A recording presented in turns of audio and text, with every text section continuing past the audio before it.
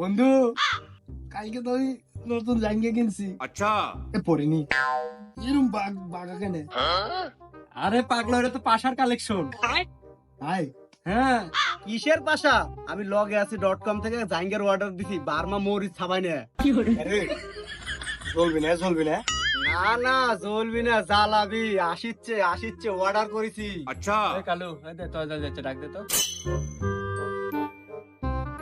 এই তাইজাল, এদিকে এদিকে। কিরে, তোর গেঞ্জি উল্টা কে রে?